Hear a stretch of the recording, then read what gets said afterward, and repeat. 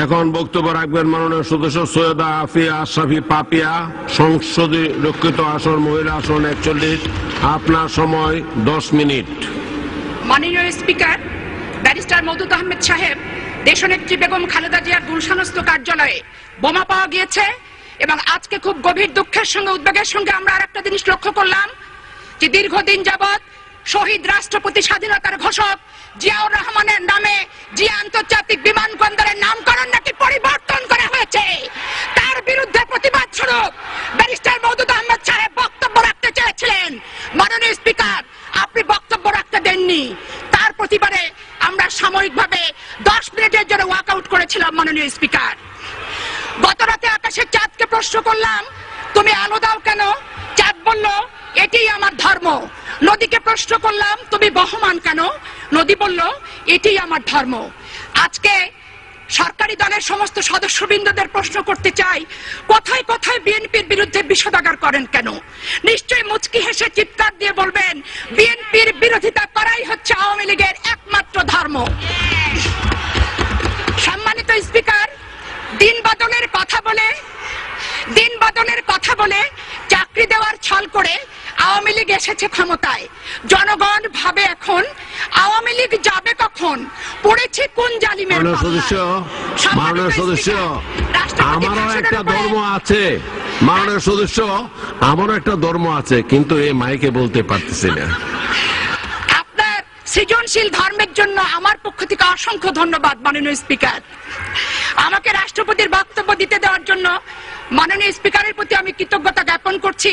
পাশাপাশি আমি প্রতিনিয়ত বিভিন্ন প্রচার মাধ্যম পত্রপত্রিকায় আওয়ামী লীগের সম্মানিত সংসদ সদস্যবৃন্দ, মাননীয় মন্ত্রিপরিষদের সদস্যবৃন্দ এবং বিভিন্ন জেলায় আওয়ামী লীগের নেতৃবৃন্দ যে বক্তব্য রাখেন, রাষ্ট্রপতির ভাষণটি হচ্ছে সেই বক্তব্যের একটি লিফলেট মাত্র।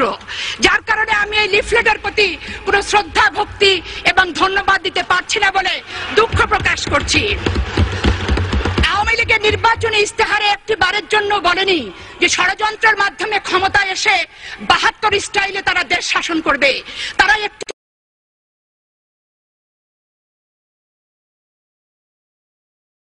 দিতে পারছি না বলে দুঃখ প্রকাশ করছি। আওয়ামী লীগের নির্বাচনী ইস্তেহারে একটি বারের জন্য বলেনি যে ষড়যন্ত্রের মাধ্যমে ক্ষমতায় এসে 72 স্টাইলে তারা দেশ শাসন করবে। তারা একটি বারের জন্য বলেনি যে বাংলাদেশের রাষ্ট্রীয় ক্ষমতায় এসে বাংলাদেশকে ভারতের করদ রাজ্যে পরিণত করবে। তারা কিন্তু একটিবারও বলেনি মাননীয় স্পিকার যে তারা বাংলাদেশের সন্ত্রাস, টেন্ডার, চাঁদাবাজ, শিক্ষা প্রতিষ্ঠানে ভর্তি বাণিজ্য, নামকরণ পরিবর্তন, সর্বোপরি শহীদ রাষ্ট্রপতি জিয়াউর রহমানের মাজার নিয়ে তারা ষড়যন্ত্র করবে, তাদের নির্বাচনী ইস্তেহারে কোথাও কিন্তু লেখা ছিল না। মাননীয় স্পিকার, আজকে আমি একটি প্রশ্ন করতে চাই। লগি বৈঠার আন্দোলনের ফসল তত্ত্বাবধায়ক সরকার যেদিন শপথ গ্রহণ অনুষ্ঠানে গিয়েছিলেন, সেদিন বাংলাদেশের রেডিও টেলিভিশনের মাধ্যমে 15 কোটি মানুষ সেদিন দেখেছিল লাল পেড়ে বেনারসি শাড়ি পরে, গলায় মুক্তোর মালা দিয়ে, মুচকি হেসে দলের নেতাদের দলীয় পোশাক পরিয়ে সেদিন অভিনন্দন জানাতে গিয়েছিল কোন দলের নেত্রী। শুধু তাই নয় মাননীয় স্পিকার, বিদেশে যাওয়ার সময় জিয়া আন্তর্জাতিক বিমানবন্দরে উনি বলেছিলেন যে আমি যদি ক্ষমতায় আসি তত্ত্বাবধায়ক সরকারের সমস্ত কর্মকাণ্ডকে বৈধতা দেব। সবচেয়ে বাস্তব কথা হচ্ছে আমার নেত্রী, দেশনেত্রী বেগম খালেদা জিয়া সেদিন শপথ গ্রহণ অনুষ্ঠানে কিন্তু যায় নাই, যার খেসারত আজকের দিন পর্যন্ত তাকে দিতে হচ্ছে। মাননীয় স্পিকার, আজকে তার 2 কলিজার টুকরা সন্তান, পিতাহারা সন্তানকে নির্বাসনে দিয়েছে বর্তমান সরকার শুধু শপথ গ্রহণ অনুষ্ঠানে না যাওয়ার কারণে। দেশনেত্রী বেগম খালেদা জিয়াকে ক্যান্টনমেন্টের বাসায় নিঃসঙ্গ জীবন যাপন করতে হচ্ছে। মাননীয় স্পিকার, 72 স্টাইলে নির্বাচন উপহার দেব বারবার বলেছিলেন তত্ত্বাবধায়ক সরকার। এই নির্বাচনে কাকে কত % ভোট দেওয়া হবে, কোথায় কোথায় তাকে বিজয়ী বলে ঘোষণা দেওয়া হবে, তত্ত্বাবধায়ক সরকারের কর্মকাণ্ডকে অনুমোদন দেওয়ার জন্য কি পরিমাণ সংখ্যাগরিষ্ঠতা প্রয়োজন সেটি ছিল পূর্ব থেকে নির্ধারিত। তাই তো বাংলাদেশের জনগণ বলে, জলিল সাহেব মুখ খুলল, থলের বিড়ালটি বেরোলো, ভোট নাহি দরকার, আওয়ামী লীগের গঠনে সরকার, রেডি আছে ফলমূলা, খালেদা জিয়া 35, অন্যরা 20, বাদ বাকি হাসিনা, নেই কোনো ভাবনা। আজকে কথায় কথায় আওয়ামী লীগের সংসদ সদস্যরা বলেন, কথায় কথায় বলেন যে 72 থেকে 75-এর শাসনামল বাংলাদেশের ইতিহাসে যুগশ্রেষ্ঠ শাসনামল। দুঃখী মানুষের মুখে হাসি ফোটানোর জন্য শেখ মুজিবুর রহমান বিশাল বিশাল কর্মসূচি গ্রহণ করেছেন, যেই কর্মসূচির কারণে দেশে এবং বিদেশে উনি খেতাবে ভূষিত হয়েছেন। আর কিভাবে আওয়ামী লীগ শেখ মুজিবুর রহমানকে জাতির পিতা ঘোষণা দেবেন, এই পরিকল্পনায় তারা ব্যস্ত রয়েছেন। আরো ব্যস্ত রয়েছেন বাংলাদেশের প্রতিটি বাড়িতে বাড়িতে আইন পাশ করে মাননীয় স্পিকার কিভাবে শেখ ছবিটি তোলা যায়, সেই পরিকল্পনা নিয়ে তারা ব্যস্ত রয়েছে। আজকে স্পষ্ট করে একটি কথা বলতে চাই, 72-75-এর শাসনামল সে তো দারিদ্র্যের তীব্র কষাঘাতে জর্জরিত হওয়ার শাসনামল, সে তো প্রতিটি মা বোনকে 72-75-এর শাসনামলে বাসন্তী বানানোর ইতিহাসের শাসনামল। মা তার সন্তানের ক্ষুধা মিটাতে না পেরে কচুর লতি সিদ্ধ করে তাতে বিষ মিশিয়ে সপরিবারে সেদিন আত্মহত্যা করেছিল। পত্র পত্রিকার পাতা খুললেই আপনারা সেদিন দেখবেন। তাই তো রফিক আজাদ বলেছিল, ভাত দে হারামজাদা, নইলে মানচিত্র খাবো। মাননীয় স্পিকার, নারী নির্যাতন এত ব্যাপক আকার ধারণ করেছিল যে 72-75-এর শাসনামলে কোন যুবতী মেয়েকে নিয়ে মা তার মেয়েকে রাতের বেলা নিজের ঘরে থাকতে পারতো না। মুজিব বাহিনীর তাণ্ডবের অত্যাচারের অতিষ্ঠ হওয়ার কারণে রাত নাবার সাথে সাথে মা তার যুবতী মেয়ের হাতটি ধরে জঙ্গলে আশ্রয় গ্রহণ করত। মাননীয় স্পিকার, শুধু এখানেই শেষ নয়, 1974 সালে শান্তি সেনের স্ত্রী অরুণা সেন, পুত্রবধূ রীনা সিনহা এবং হনুফাকে যেভাবে অত্যাচার করা হয়েছে, হালাখোকা চেঙ্গিস খানের বর্বরতাকে সেদিন ম্লান করে দেওয়া হয়েছিল। যুবক ছেলেরা যাতে প্রতিবাদ করতে না পারে, রাতের বেলা রক্ষী বাহিনী দিয়ে বাড়িতে বাড়িতে তল্লাশি করা হয়েছে। রক্ষী বাহিনীরা যুবক ছেলেকে রাতের বেলা ধরে এনেছে, আর দিনের বেলা তাদের লাশ যেখানে সেখানে তাদের বাবা মা দেখতে পেয়েছে।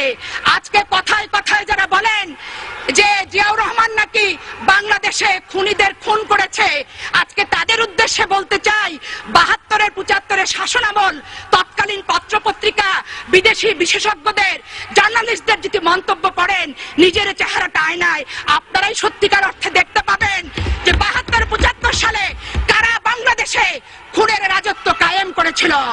মাননীয় স্পিকার, আজকে প্রশ্ন করতে চাই, 1974 সালে 16ই মার্চ জাসদের গুলিতে, জাসদের মিছিলে গুলি চালিয়ে সেদিন 50 জন জাসদ নেতাকে হত্যা করা হয়েছিল।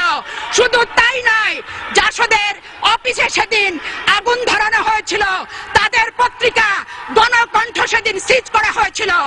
ঢাকা বিশ্ববিদ্যালয়ে 7 জন মেধাবী ছাত্রকে মেশিন গানের গুলিতে সেদিন নিশ্চিহ্ন করেছিল কার শাসনামলে? মাননীয় স্পিকার, আপনাকে প্রশ্ন করতে চাই, আমি প্রশ্ন করতে চাই, 1973 সালে পাবনার জেলখানা থেকে 5 জনকে রাতে অন্ধকারে দ্বীপচরে নিয়ে যে নির্মম নিষ্ঠুর ভাবে হত্যা করে বাংলাদেশের ইতিহাসে প্রথম জেল হত্যার ইতিহাস কারা সৃষ্টি করেছিল? মাননীয় স্পিকার, আজকে প্রশ্ন করতে চাই, মাননীয় স্পিকার, আপনার মাধ্যমে সরকারি দলকে সমগ্র বাংলাদেশে আওয়ামী লীগ দুঃশাসনের বিরুদ্ধে, আওয়ামী লীগ দুঃশাসনের বিরুদ্ধে, টাইমটা বাড়াই তো বলো ফারুক ভাই, আওয়ামী লীগ দুঃশাসনের বিরুদ্ধে সমগ্র বাংলাদেশে জাসদ নেতা কর্মীরা সেদিন প্রতিবাদ করেছিল। আজকে জাসদ মহাজোটের অংশ হয়েছেন, খস গল্প করছেন, নিজেদের অস্তিত্ব ভুলে গেছেন, বিগত দিনের ইতিহাস ভুলে গেছেন। সেদিন 30,000 জাসদ নেতা কর্মীকে সেদিন হত্যা করা হয়েছিল। এখানেই হত্যার শেষ নয় মাননীয় স্পিকার, সিরাজ শিকদারকে হত্যা করে বাংলাদেশের রাজনৈতিক অঙ্গনে প্রথম ক্রসফায়ার সৃষ্টি করেছিল কে? মহান জাতীয় সংসদে এসে স্বীকারোক্তিমূলক জবানবন্দি দিয়েছিলেন অবিসংবাদিত নেতা শেখ মুজিবুর রহমান। সিরাজ শিকদার এখন কোথায়? আজকে সরকারি দলকে প্রশ্ন করতে চাই, কথায় কথায় বলেন বাংলাদেশের প্রতিটি ঘরে ঘরে আপনারা আইনের শাসন চালু করবেন। আজকে মাননীয় স্পিকার, আপনার মাধ্যমে স্বরাষ্ট্রমন্ত্রীকে আমি জানতে চাই, সিরাজ শিকদার হত্যার বিচার বাংলাদেশে ওনারা কবে শুরু করবেন? এই কথাগুলি আমার কথা নয়, বিভিন্ন পত্রিকা থেকে প্রাপ্ত তথ্যের ভিত্তিতেই আমি তথ্যমূলকভাবে বক্তব্য উপস্থাপন করতে চাই। মাননীয় স্পিকার, 1974 সালের 13 ডিসেম্বর সময় শেষ হয়ে যাচ্ছে, শেষ করুন। শেখ মুজিবুর রহমান সাহেব বলেছিলেন, এতদিন অন্যরা খাইছে, এখন খাইবো আমার লোক, কেউ কোনো কথা বললে লাল ঘোড়া দাবড়াইয়া দেবো। উনি আরো লিখেছিলেন, 17 মিনিটের আইন পাস, বাক স্বাধীনতার গলায় ফাঁস। 1975-এর 25শে জানুয়ারি 4th সংশোধনী। 1973-74 অর্থ বছরে বাংলাদেশের শাসন কার্য পরিচালনা করার জন্য 2000 কোটি টাকার প্রয়োজন ছিল। বিদেশি দাতা দেশগুলো 3000 কোটি টাকা সেদিন দিয়েছিল। আজকে যারা বিএনপিকে দুর্নীতিবাজ বলেন, তাদের উদ্দেশ্যে বলতে চাই, বাসন্তীর ভাগের টাকাটাও সেদিন আওয়ামী লীগরা খেয়েছিল। সময় আগে দাঁড়ানো যাবে না, কারণ সময় বাড়ায় দেওয়া হয়েছে, অন্যদেরকে দেবেন। শেষ করুন। ইত্তেফাকের হেডলাইন ছিল 3000 কোটি টাকার বিদেশি সাহায্য কোথায় গেল? শেষ করুন। 1974-এর 28শে ডিসেম্বর গার্ডিয়ান পত্রিকার শিরোনাম ছিল, ঢাকা বিশ্বের সবচেয়ে ভীতিপ্রদ একটি শহর।